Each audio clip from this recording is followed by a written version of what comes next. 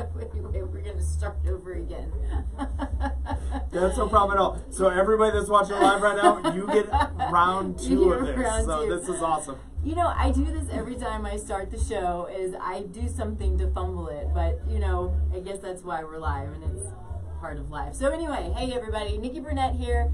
This is Taste Like Nutrition Late Radio, streaming live on KUHSdenver.com. So you can find us here at KUHS. You can find us on my Taste Like Nutrition Facebook page. And today you can find us on, this is Identity of Health. Identity of Health. Identity of Health page. So we're really excited for you to be here. We are, I'm going to turn some music down a little bit. Oh. All right, so Taste Like Nutrition Radio, we are about, first things first, having a ton of fun and being checked out by the radio station man who knows all, is making sure I'm doing my job right. Microphones in place, everything needs to come to the right area. It's true, because I always do something wrong. I've been doing this for over a year now, and I always do something wrong. So. If I could show you guys, this is the equipment in the room. Like, there's a reason why I don't think I'd ever make it in this type of environment. I need my phone, and that's about all I can manage. I know. It's the real deal. It's lights and everything. It's a ton of fun. But the few little things that I have to do, I tend to get wrong. So, but such is life. Taste Life Nutrition Radio. First things first is we're about having fun. We're about bringing on good people who have really great things to say, who have lessons to teach us. We want to talk about truth and health and wellness. Interesting story that I think is interesting anyway, because I talk about truth, and truth was my word of the year last year in January. And what I'm seeing is a lot of that word is now being used in ways that are not true, I find. So I hear a lot about truth. I'm like, that's not true. And it's like, it's a lot. And so truth being still my word, and this show is about truth in health and wellness. It's about truth in bringing you an understanding and the ability to find the resources that are best for you, because you're not everybody else, and you need to have those resources. But my new word, I think, is veritas. Tell me more about veritas. Veritas, which means truth. I think in Greek, there is a Greek goddess. Her name was Veritas. And I just think that is like, I just love it. I love it. It is not used as often in ways that are not true. And so, you know, whether it's truth or whether it's veritas, this is what we really want to do to the best of our abilities, to bring you veritas, but to have fun but help to guide you, and then learn ourselves. I mean, I'm here to learn. I'm here to learn from the people who come on the show with me, and that's just what we're all about. We're forever the eternal student, and that's what I hope to bring to the table that I'm about, and then, you know, help anybody else who is there as well. So, who we have today? If you haven't already met Matt Rowe, a great friend of mine. He has been on a couple of these shows with me. We talk about talking about dogs on this show. It's important for us to get the word out that dogs need good nutrition just as humans need good nutrition. So every week we do a Facebook Live. We call it Real Raw Health, because we talk about feeding our dogs a real, raw, healthy diet, because that's what they deserve. But there's a lot more to Matt than just dogs.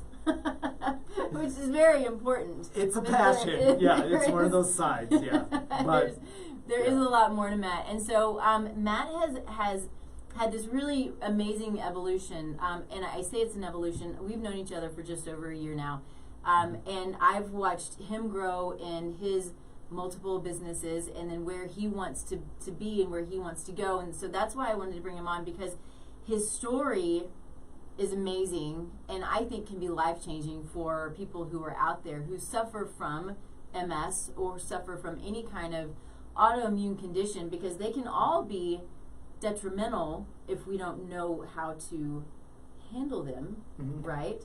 You know, but some are certainly worse than others, and you get that diagnosis, MS. Mm-hmm. I don't understand the feeling because I've not been there, but you do because you've got it. You've had the diagnosis. I was diagnosed with it, yeah. Yeah. And so we want to really dig into what Matt's about, you know, your history, where you come from. This is always the way I start the show anyway. You know, what brought you here, then what motivates you, and then move into, let's talk about MS. What does MS mean? And what does it mean to have an autoimmune disease? And then what you're doing for your community, for the world, really, because this will become a global community full of resources and amazingness. So I'm going to stop talking so much because I think it's your turn to talk. Oh, gosh. Thank you. I just want to put out, thank you so much for having me here. Yeah. Like, I so appreciate all of the shows that we do and the passion that we have for just health in general. Yeah. Like, when you look at it from dog or human or anything that we talk about, I think that's why when I first met you, I was like, we need to do something. We need to, like, have a show. Yeah. We need to do something because I was so excited about your passion. Thank you. And something that I forgot before we keep going is we always start the show with gratitude. Yeah. How can I forget that? So we always want to start the show with gratitude. I start my mornings with gratitude. I try to end my evenings with gratitude. Sometimes I do, sometimes I don't. But what are you grateful for today? You know, I'm going to go really basic. Mm-hmm. I woke up when I wanted to. Oh, that's nice. And I walked. I walked down the road, and I got out of my car with strength, and I didn't have any effects that I used to have. Mm-hmm. And so I'm so grateful that I've started this journey in this path. So, yeah, that. Very basic. Well, it's basic to people who don't suffer from, you know, what could potentially be a life-altering, paralyzing illness. Yeah. Right? So absolutely, it is basic, but for some people it's not that basic. Mm-hmm. So that's, you know, good for you, and I think that's really awesome. Thank you. I did not get up when I wanted to. I got up earlier than I wanted to. That's rough. But you know, I think, you know, just getting up and having the ability and the want to get up, because you know, every time I do this show, I'm super excited about it because I feel like we have on really inspiring, amazing people, and so I was super excited for today and to have you on. So I'm grateful for the want to get up early and the want to bring good, real information to people and resources and just, you know, and have some fun. You know, I go through my day, I work with clients, and I'm on the computer a lot, and you know, it's amazing, but sometimes I'm just on the computer too much. And so when we get to kind of get away from the office and come in and just kind of chat and have some fun, you know, it's a good day. No, it's, you know, and this is after this whole entire last year. I told my wife's like, so are you having the interview on Zoom? And I'm like, no, I'm actually going into the studio. Yeah. I'm actually going to be able to sit and see and talk to a human being face to face. It was nice. It was a nice change of pace. Yeah. Yeah. It's good. It's good to get out. We had a networking event last night where it was a little more normal. So it's good to be normal. Yeah. Always good. Man. Okay. So let's talk about, you know, where you come from. You know, what is your history? When were you diagnosed? You know, this is a story that you tell a lot, and I know you've told it, you know, even when we're talking about dogs, you've told the story before. But for those who maybe knew and saw what we're talking about, let's hear your story. Yeah. So in 2008 was really the journey of it all. So 2008, I paralyzed my right leg from the waist down. And I was shoveling snow. I wish I could say that the bear came out of the woods and ate me. So, but no, I was shoveling snow, severely herniated the disc, and paralyzed my right leg. So 4 months went by and was given some grim prognosis of paralyzation, or we can see what we can do on fixing it. Went and had the surgery. They fixed it. Took that down the road. That in 2011 I finished Ironman, and I always was out of balance a little bit during that time. So for example, everything I attributed to the paralyzed leg, foot drop, all that type of stuff. Then in 2013, I hit the side of the box doing CrossFit. And so in CrossFit, you jump on top of a tall box. I don't. I do CrossFit. I refuse. So refuse to jump on the box, to do box jumps. I've already scraped up my leg. I'm like, that's as much as I need. There's no reason for it. So so I damaged it enough that they started pumping me full of antibiotics. And in my third round of antibiotics, I started to receive 25 to 30 stroke-like symptoms a day. Isn't that amazing? I mean, think about that. 25 to 30 stroke-like symptoms a day. Which explain what that means. What are the symptoms? So they call it a temporary ischemic attack. So it's a TIA. And so when I stood up, this hand, my right hand would curl up towards my body. I could keep it down with the other one. I could feel it come from the top of my head and start to travel down the right side of my body. And if I walked within 10 seconds of receiving one, I couldn't. I would, literally could not make my leg do what I wanted to do, couldn't make my arm do what I wanted to do. And I could feel it all over the right side, and then you'd feel it dissipate as feeling it come in. And it was just, it's a sensation, it's hard to explain. Yeah. Crazy. But every time I stood up out of a chair, I'd have one. Randomly, if I walked too far, I'd have one. If I was stressed out, I would have one. So in those kind of sides, I had to make the choice. I'm like, immediately, first let me take a step back. I was more scared of that happening in my life than anything I've ever been diagnosed with. For anything that have happened from that point forward, that one scared the crap out of me. Yeah. And I kind of thought in the back of my mind, is this it? Is this what my death is going to be like? I had those thoughts of my own mortality and went through those moments. And so I immediately scheduled a neurological appointment. They checked me out, did all the testing and all that type of stuff. The one thing they didn't do is give me an MRI. But they did give me a statin medication to try to see, because they thought it was my vascular system constricting, which was causing the temporary ischemic attack, that TIA. So they gave it to me. I got them down to, because of that, 5 to 6 a day. So went from 25 to 30 to 5 to 6. Nikki, between you and me, if there was more than one, and everyone else is watching, if there's more than one, that was too much. Well, sure. I was like, no way in hell do I want to live my life in this fear. No. It was crazy. I mean, it's a positive, right? You go from 25 to 6, but yeah, still one is not okay. Yeah, and so that started my journey of research on good neurological health. And so as I studied it, the first place to go, and every doctor I met with, I said, what about the antibiotics? I'm removing bacteria out of my body. They're like, nope, those don't cause that. So I kept getting shoved off. That didn't sit right with me, so I studied that further. And so something I started to figure out is that the cells, the good bacteria in our body outnumbers our cells in our body 100 to 1. We're bug shuttles. We're bacteria, philosophically. That's all we are. We carry bugs around. And so as I studied the gut microbiome further, realizing that good gut health feeds your brain.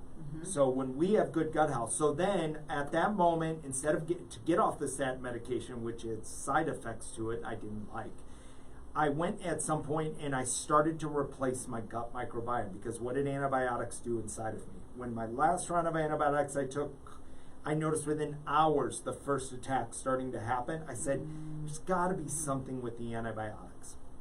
So if I removed all the bacteria out of my body through antibiotics, then at some point I went on a mission to replace them all. So good prebiotic, good probiotic. You can do your research on what is good for you and what sits well with you. We are all unique and all need different types of bugs. Absolutely. Yeah. And for those, just sorry, real quick, do it. I think probably most everybody knows this at this point, but maybe not. Probiotics are the good bugs that help to that help to take care of us, right? Essentially, so prebiotics feed the good bugs. Yep. And so you can look at things like vegetable fibers There's certain vegetable fibers and things that feed our gut bugs. You can also look at fermented foods, which are probiotics, but with prebiotics. So all of those things, it seems fairly simple, but when you wipe it out with antibiotics, and at that point, then you give the ability for the pathogenic and the opportunistic bacteria to grow out of control. Yep. And our probiotics, our microbiome is what is 70% of our immune system. It produces 90% of our serotonin, which is our happy neurotransmitter. So, these are hugely important things that when we take antibiotics, it can create a mess. And so a lot of us take multiple rounds of antibiotics as we're kids.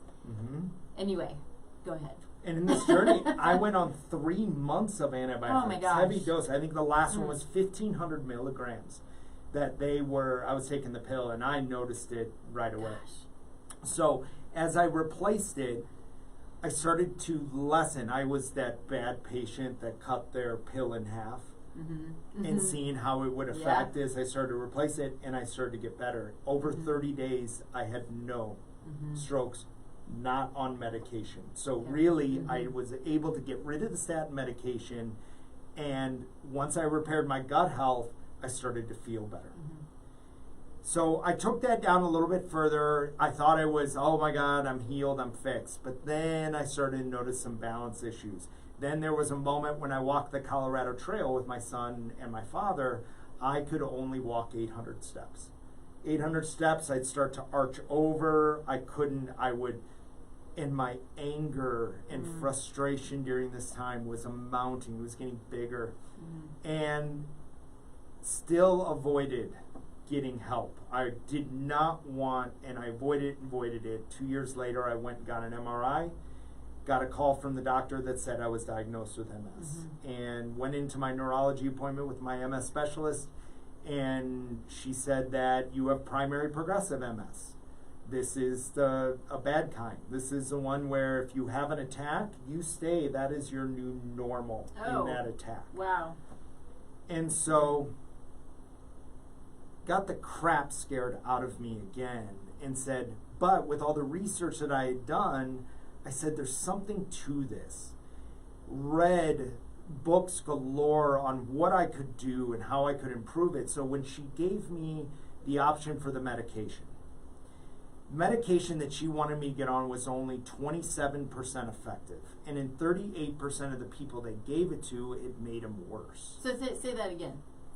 So I think it's important to understand this. Of the medication, as I sat inside her office and I pull out the little sheet, and I was that guy that pulls out that little sheet with like 6-point font, and I'm reading every line of it. And I come to the line that says, this medication is only shown to be effective in 27% of the patients that we gave it to. And in 38% of the patients we gave it to, it made them worse. And I remember looking at her and said, if I gave you a 38% chance you make it home safe tonight, do you leave the office?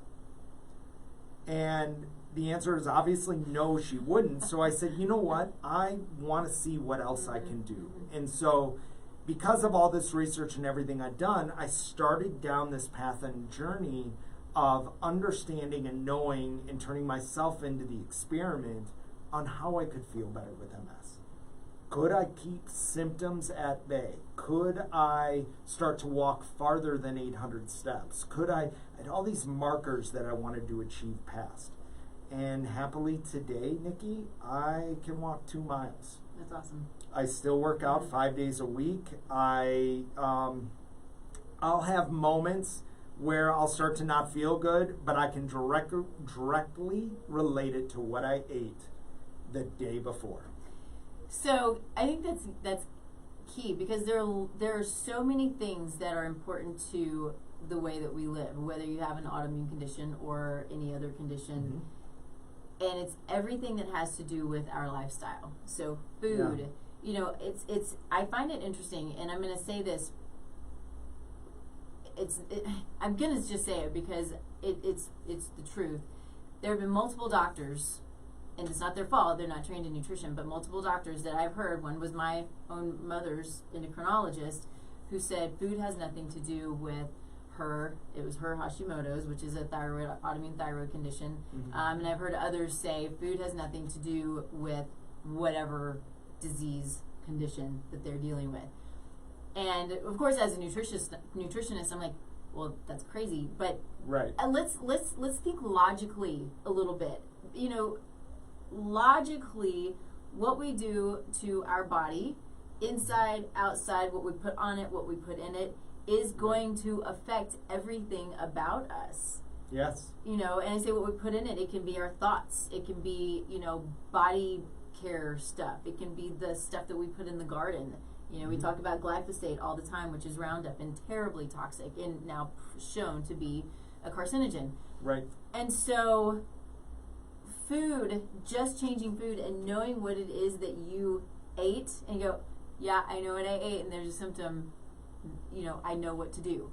Right. It's huge. It's huge. And getting to the point in a disease process where you have where you're so in tune with yourself, which takes time. So anybody who's out there watching and you're overwhelmed with it, it is overwhelming, but it takes time. You learn your body, you learn you learn what you need, and then sometimes you make the decision, I'm going to have that piece of candy. Yep. And I'm going to have a flare from it or whatever the case might be. But anyway, we have so much control over our body, even in a situation of a severe autoimmune condition. Yeah. Oh, absolutely. And if you make the choice, it's not bad. It's not right, wrong, and different. You just know. And that was probably the biggest thing that I received after all that research is the understanding of knowing why and how and I understand why this triggered here. Yeah.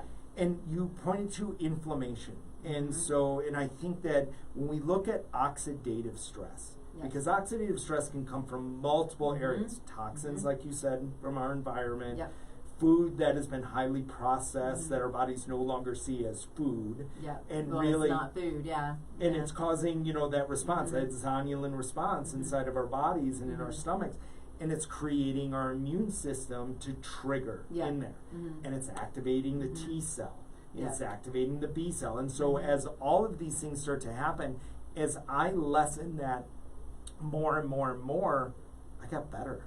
Yeah. Like I started to notice that, oh my gosh, I actually woke up when I wanted to. I slept all night. And it was this journey of 1,000 little steps. Yeah. Wasn't anything huge. I wish there was something like, oh, I just did this and everything was fine. No, it was your lifestyle changing. It was my lifestyle changing along there. Yeah. And when I started to really take it another step further and dig into like meditation and reducing stress, when you look at the big part of oxidative stress is stress.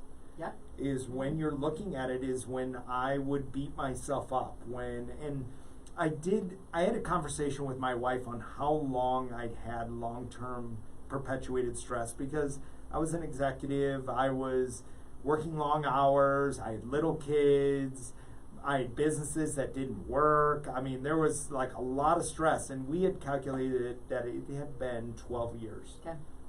Long-term unmitigated stress. Yeah. That I had really changed the biological makeup of my body. And I think that's another thing to really grab onto for anybody who is watching is that stress shrinks our brain, and it creates this chronic inflammatory response. So just real quick, if we have elevated cortisol, it naturally in small amounts is anti-inflammatory, and it is it's necessary. We have to have a stress response. But when it remains chronically elevated over a period of time, 12 years, it is terribly inflammatory. It also is catabolic, meaning it breaks tissues down. Yep. And so, and it shrinks the brain. And so we start to lose, our body. And, a lot of people will talk about the belly fat, and then our brain is not functioning the way that it should. So really taking to heart that, I don't know, like over and above food probably, stress is key to moderating and bringing into normal levels. A little bit of stress is fine. A little bit of stress is motivating, right? It kind of can get you going. It's actually healthy. But it is. But that understanding that you have to be able to relax and you have to be able to bring those stress hormones down to a normal place, or your body, it won't digest nutrients properly, won't digest its food properly. All of the blood goes out to the extremities as opposed to the gut, and you sit in a chronically elevated stress state instead of that rest and digest. So all of these things come with this chronically elevated. So even if you're eating well, you're eating the best food in the world, but you don't get those stress levels down, you're going to be depleted. You're going to be nutrient deficient. Right. Yeah. I mean, they're already showing, they've done, I mean, when you look up oxidative stress and you do the research on MS and oxidative stress, thousands of articles and research has been done along oxidative stress and basically being an indicator of that. Yeah. And so when we look at that, when we look at the body, when it's in dis-ease, it's starting to equal to disease. It's starting to lead, as you said, it breaks us down and really keeps. And you know, when you look at like vegetables and the antioxidants and and what we have, already our soils have depleted our vegetable nutrients by 90%. Yeah. If you go to the Bionutrient Food Association, you just type in, they have a whole calculator that'll tell you the carrots your grandparents ate, your great-grandparents ate, is a 90-to-1 ratio. They had to eat 1 carrot versus 90 carrots a day we would have to eat to get the same polyphenols. It is insane the way the farming methods have evolved into using, you know, petroleum chemicals and no longer, and I'm not a farmer, but you know, turning the soil and rotating crops and things like that in order to to bring the nutrients into the soil for the nutrient density of the vegetables. That's not what we're getting. And so we have we've got the pesticides and the herbicides, and then you know a lot of them now are genetically modified, and then we've got the soil depleted, and vegetables are depleted in the nutrients. And so you're right. You know, we talk about supplementation.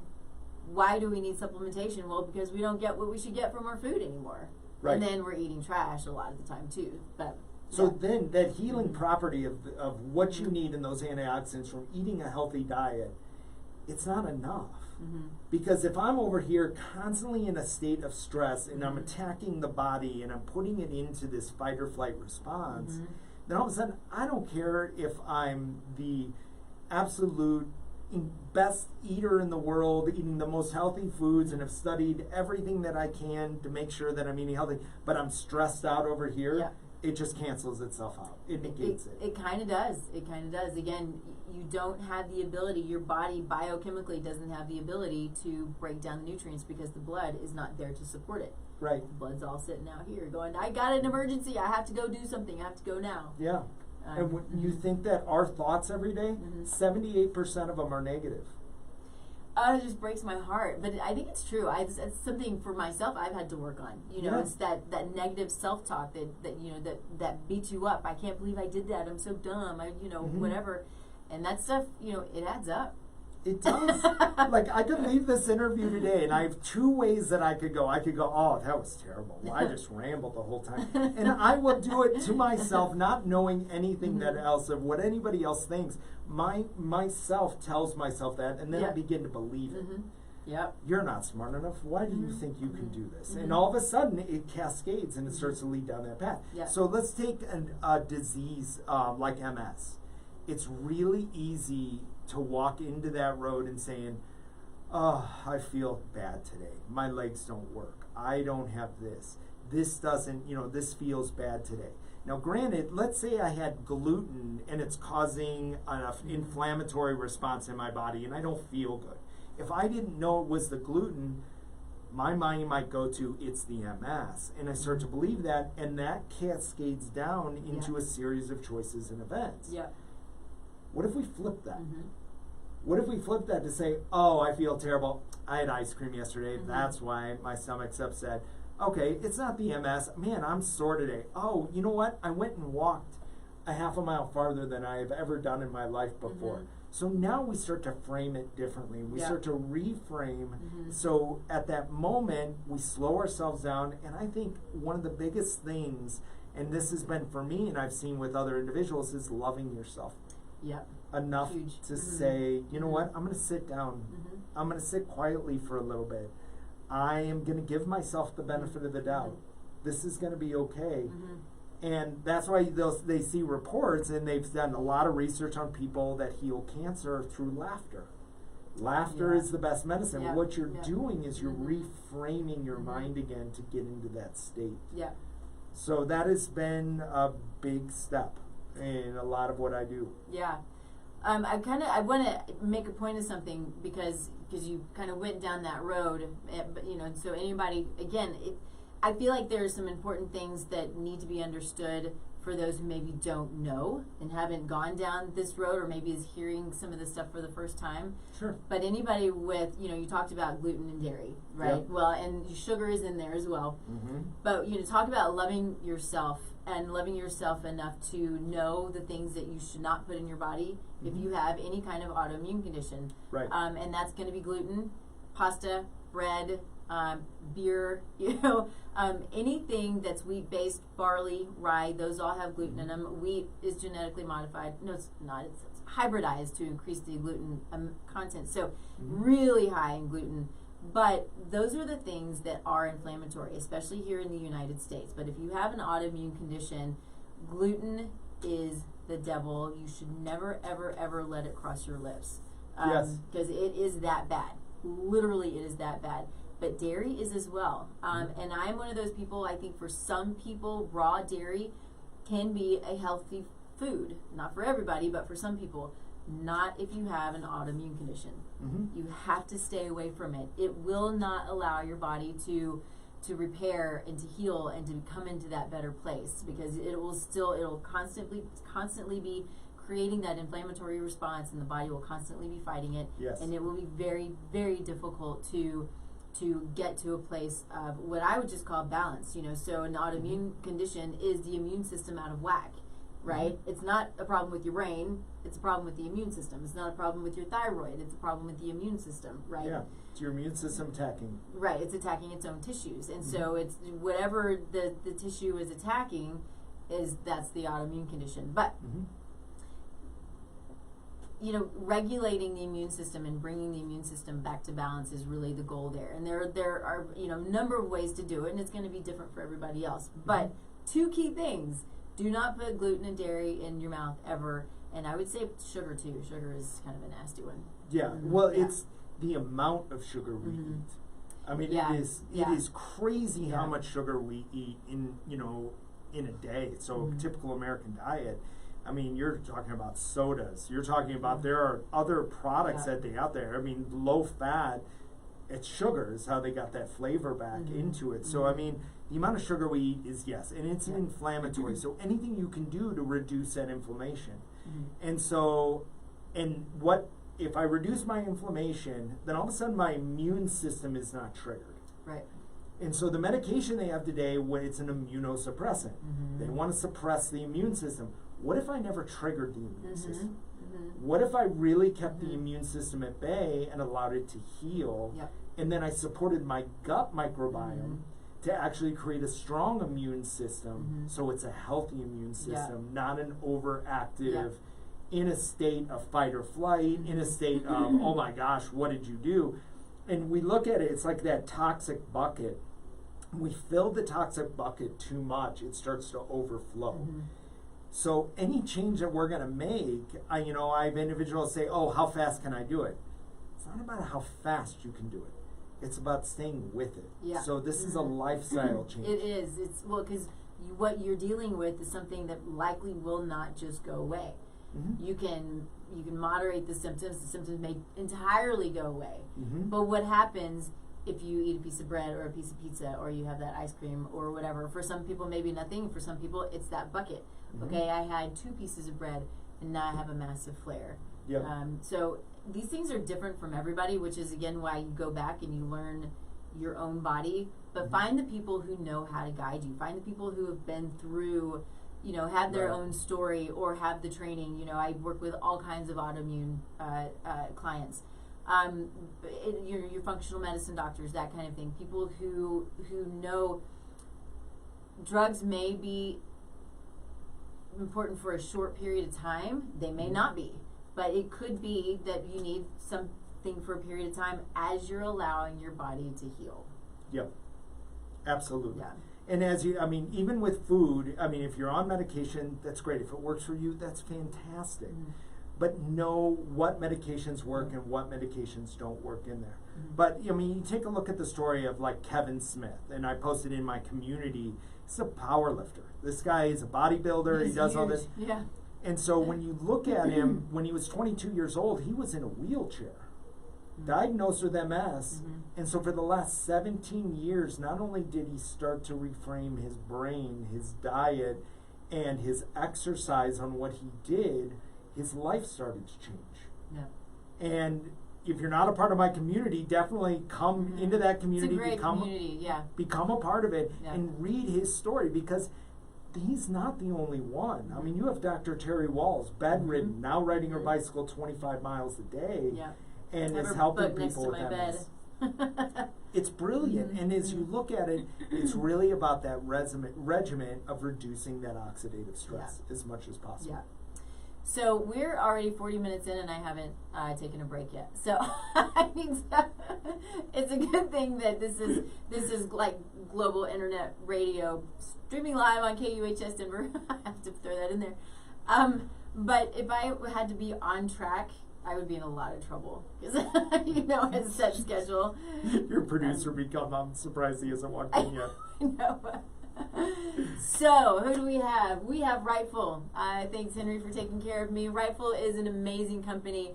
A lot of people with autoimmune diseases are inflamed, and there's some pain involved. And so, as we're talking about this, I'm kind of thinking about Rightful, because Rightful is a supplement. Great company, fairly new to the market. I've been saying that for a year now. So a year ago, they were new to the market, but they have a supplement that is, it's a turmeric or curcumin-based supplement, so curcumin being a component of turmeric, which is very, very anti-inflammatory. But it has to be in a cocktail of other nutrients in order for it to be well absorbed. And so this is it's a coconut base. It's got other adaptogens in it, so it's got a little bit of CBD, so it helps you to sleep in the morning, and helps you to wake up and helps bring you focus. And it's so good that it is. And I love saying this because it's true. It's kind of bringing, and we're doing this anyway, but bringing together allopathic medicine and functional medicine, because it's being sold in pain management clinics. So it works so well that instead of constantly taking the ibuprofens or the Percocets or these things for pain that are excessively damaging, then we can take something like Rightful, which may take a little bit longer to get going, but it can and will control the pain in many cases. So this is a great company. I love what they're doing, and I appreciate what they're doing. So go to rightful.com, put in TLN20, and get your discount. It's a great company. So. And cool. I'll have to do another one here in about 10 minutes. So just because I'm so far behind.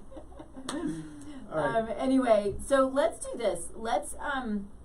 We've talked about a lot of this stuff. I want to kind of get into, I think I want to understand a little bit about what you do as far as your own management. We've talked about, food, but what is your daily practice? But then I want to get into, you're now working with clients.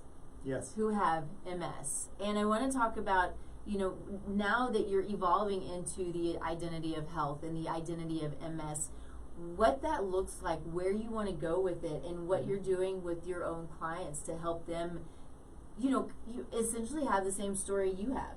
Let's get you where you're asymptomatic, hopefully, or at least close to it, right? Yeah.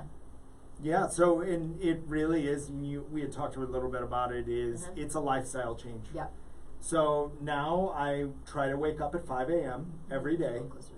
It is my favorite time of the day. No one is available.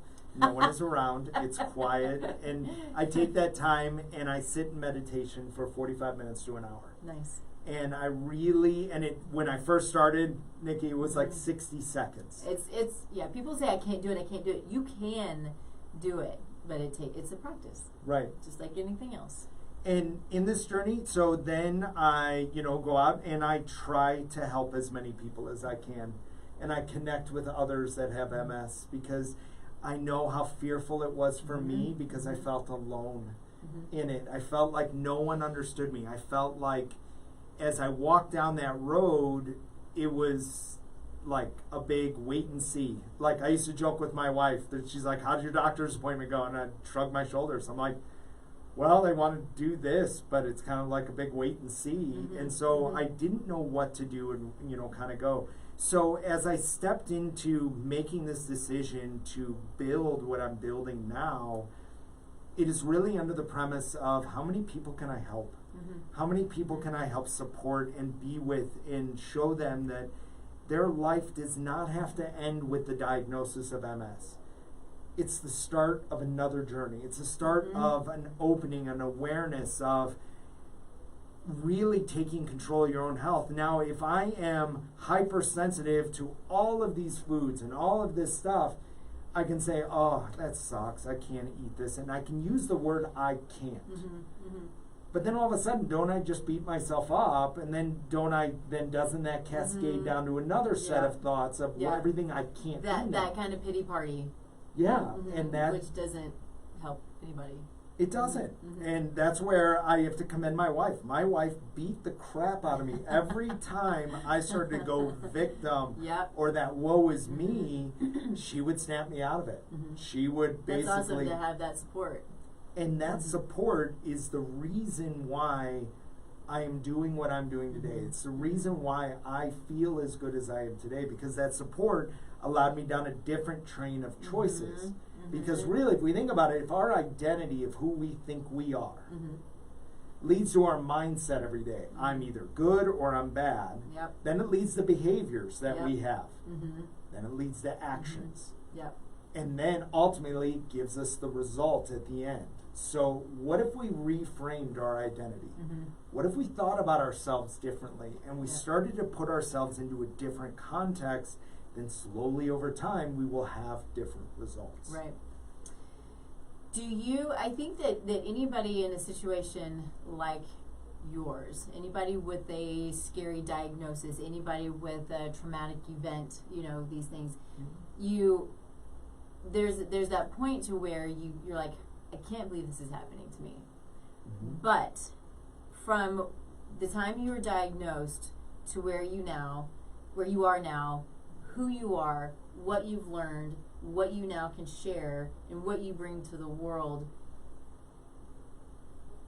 do you still have regret? Or are you like, okay, I'm embracing this and I am able to give now myself and my resources and everything that I am to others?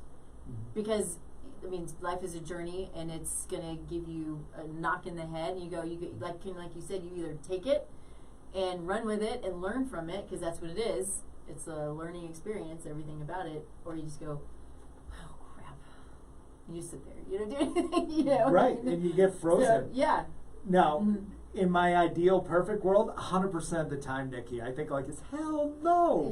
There are moments like, I will say, like on Tuesday, I remember having a conversation with my wife and I was shitting all over myself. I should have shooting all over myself. And so I should have done this. I should have done that. Why didn't I do this? And I was really taking my past and using it to craft who I thought I was in my mindset and all that stuff. And I found myself going down that path. And it's really that internal critic that we all have is sneaky. He was creeping in. He was coming in and telling me all this stuff. So with it takes time. And it's something to be aware. Like I call it the shadow. So if that negative voice is the shadow, if I shine the light and be aware of that shadow and I shine the light on it, that shadow no longer exists. I have to deal with that shadow now. Yeah. And I can be nice to it and invite that shadow in and say, oh, okay, I understand. I see you. I understand your concern. And I really reframe it differently. Then all of a sudden the shadow disappears. Yeah. And I step back over into the space that I want to be consciously to get me to feel better. Awesome. Yeah, I think there's so much to learn from your experience and from each other's experiences, which is why, putting together your group, The Identity of MS, is, I think it's such an important thing. I obviously don't have MS, so I haven't gone and searched for resources. Yeah. But I've never seen anything like your group. And so I think that the more it grows and the more people who become involved, because is it safe to say that it's for anybody who has any kind of association with MS? So family members, or is it just for people with MS? The group was originally started for people just with MS. Okay. So they had a common place to discuss it. This is what's going on. Kind of a safe place. Yeah. And the group is positive. So we're sharing stories of people that have healed themselves. We're sharing positive stories of people that have gotten better. People from my community, the groups that I run that have gone from being worried about going snowboarding to snowboarding all day with their son. And so all of that uplifting, feel good. And so usually with space. So now what I'm finding is we're seeing a couple people that have family members that are in it, and they want to just know how to encourage and be support for their loved ones, like Jamie was for me. Yeah, and I think that's great. And so do you think? Well, no. Sorry, I'm thinking like.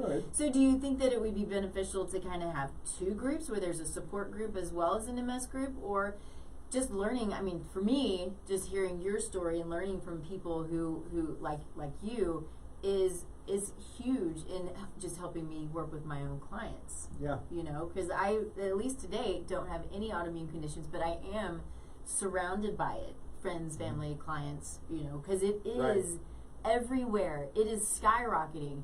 And we talked about this, I think, yesterday. Colorado is almost at the top of having the most cases of MS, yet we're considered one of the healthiest cities or states. Yeah. Interesting, though, and I wonder why. What is that about?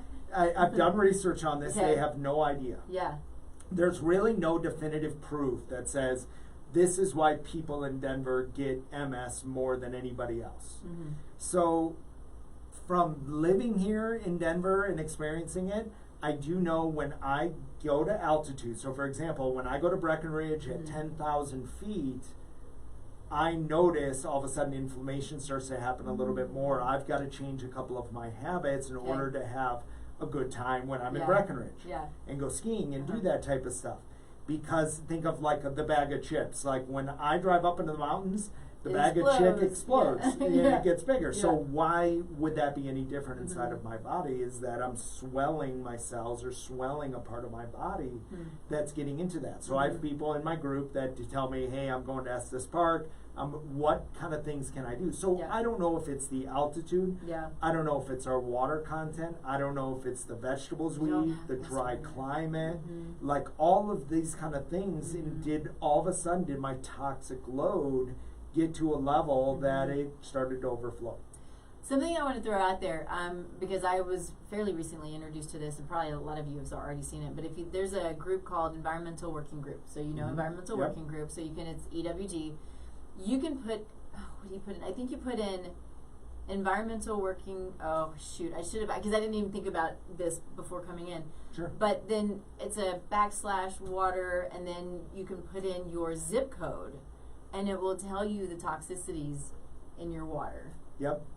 And holy smokes. Go look it up. It'll be eye-opening. Your water's not clean. I don't think anywhere you are, your water's not clean. But I do. Right. I filter my water. I have a company who I trust. They're amazing. It's not your typical Brita kind of stuff. It's a really great company, who also was very ill. And he was introduced to a guy. I go to his conferences a lot. But, he had his own path, and so now has this water filtration system that is, just top of the line. And there are several. So, but we want to look at all of those things. We got to look at our body care products. Our body care products are incredibly toxic. If you don't know what's in it, if you can't pronounce it, just don't use it. Perfume, cologne, hair goo and deodorant, and then you go on to what you wash your clothes in. Yep.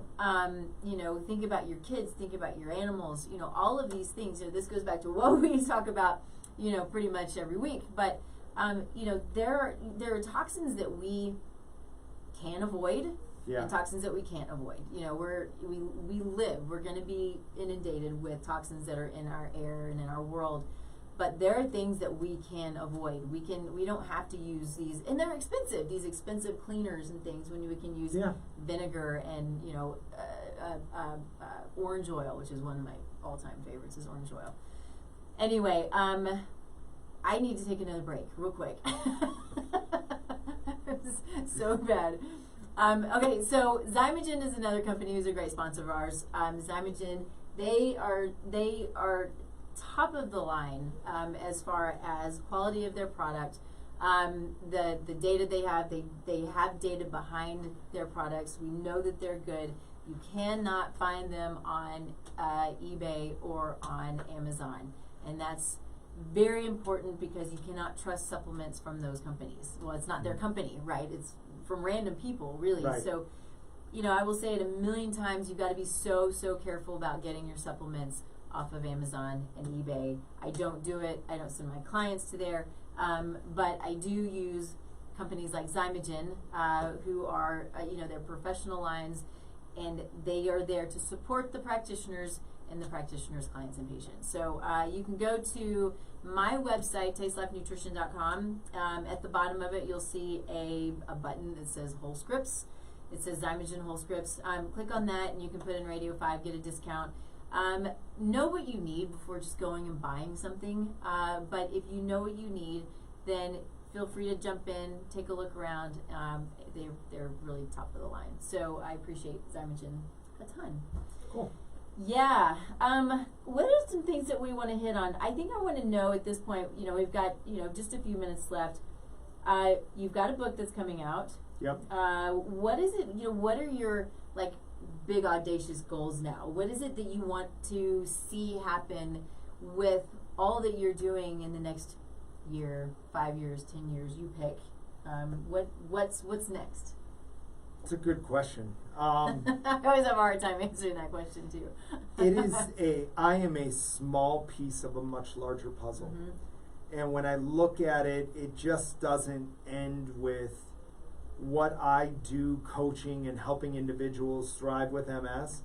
This is a team of therapists, because it was everything that I saw in myself, a team of nutritionists, a team of other individuals that can help support somebody along that journey. Yep. And I looked at everything I had done in myself, that from every step over the last 4.5 years, where I'm like, yes, that worked for me. I wonder, again, giving that option for other people. So I have a therapist. I mean, a good somatic therapist or a therapist that you love and trust is key on reducing that stress and inflammation.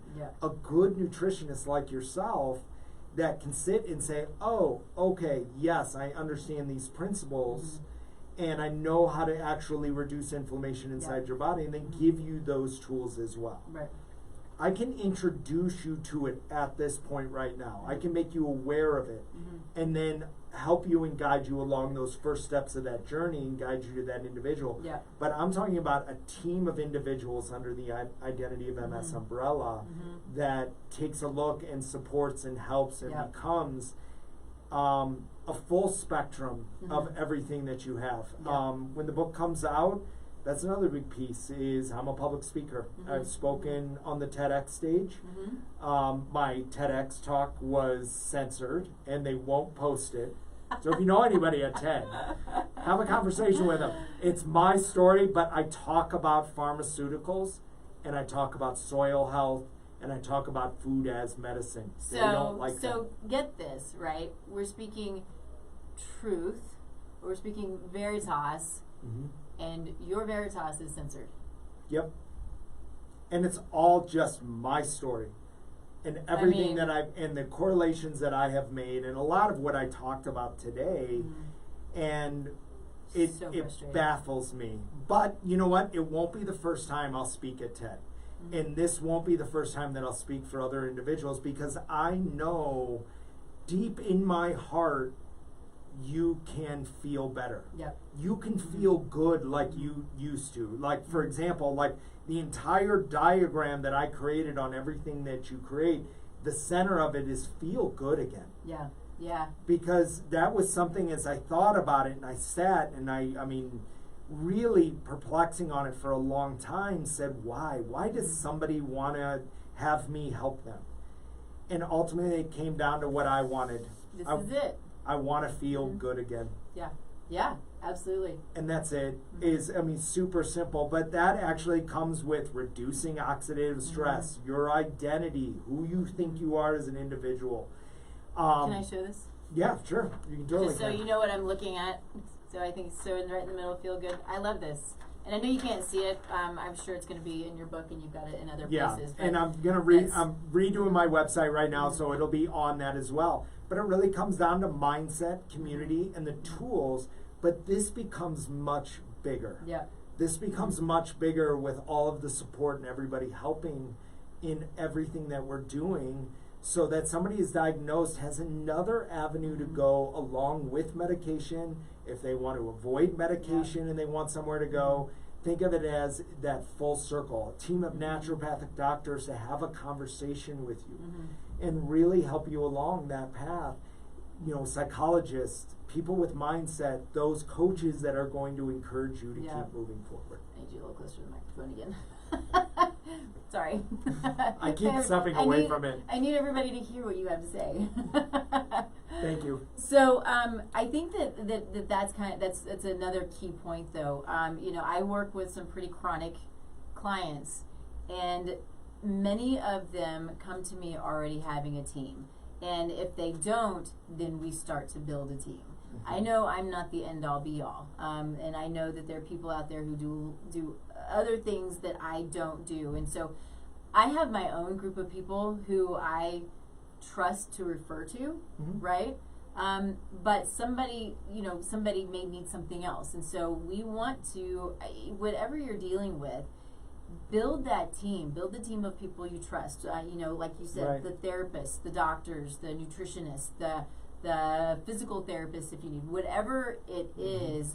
And then there are therapies that can be good, whether it's, you know, infrared therapy can be really great for a lot of conditions. There are things out there that can be, you know, they help you to be calm, they help you to meditate, and they help you to be still, but they also can be therapeutic. So, you know, find the people who are on your team, but can also help point you to the resources that are going to be just the best resources for you. You know, that's one of the reasons why, again, we do this show, you know, you do your other shows, you know, all of these things are because we want to be a resource and help you in whatever you're dealing with, you know, and point you in the direction of good resources. And so you're not going to, you know, Dr. Google and you're getting 1,000,001 different thoughts that are all contradicting, you know. And I'll say again,